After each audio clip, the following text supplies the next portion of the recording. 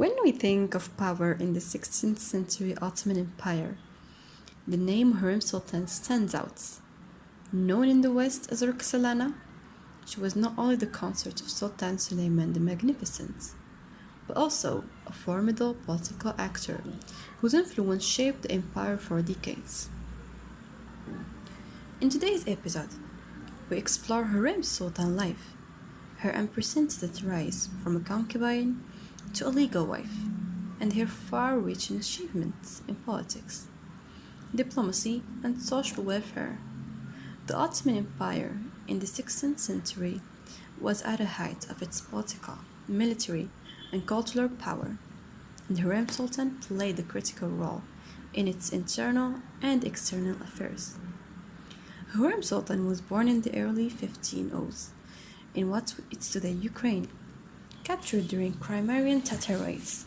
She was brought to the Ottoman imperial harem as a concubine.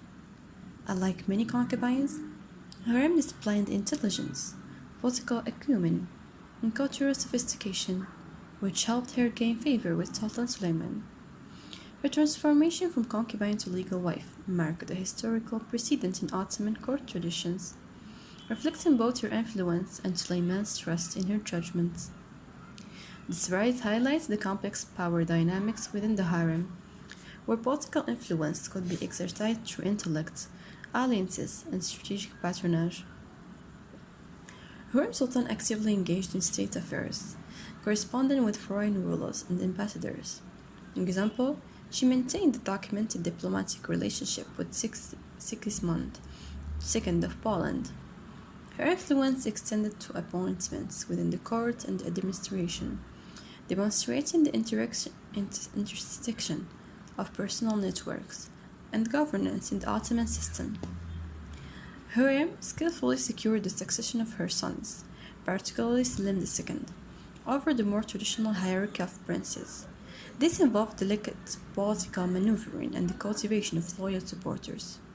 Her role challenged the traditional perception that women in pre-modern empires were mere spectators, revealing the harem as a site of political strategy. Hurrem commissioned several major architectural projects. The Haseki Sultan complex in Istanbul, completed in 1558, included a mosque, a hospital, school, and a soup kitchen. This reflects her dual interest in religious piety and public welfare.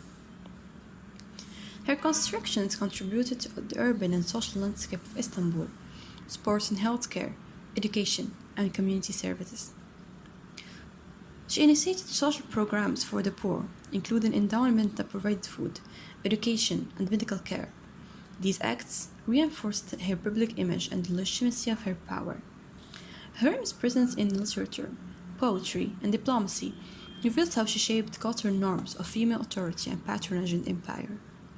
European sources often depicted Hurrem as manipulative and ambitious, reflecting Orientalist stereotypes rather than nuanced historical realities. Within the Ottoman court, her rise disrupted the traditional power structures, particularly the expectations of succession and the roles of other concubines and advisors. Modern historians argue that her strategic political actions were pragmatic responses to the gender delimitation of her environment, rather than mere ambition. Hurrem Sultan set a precedent for female involvement in politics, social welfare, and cultural patronage. Her legacy influenced the structure of Ottoman court politics and inspired later generations of royal women.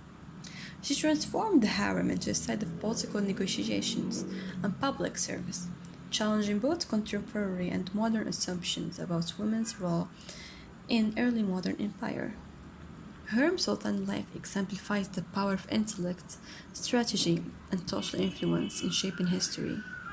From her rise in the Ottoman harem to her extensive public works, she left an enduring mark on politics, culture, and society.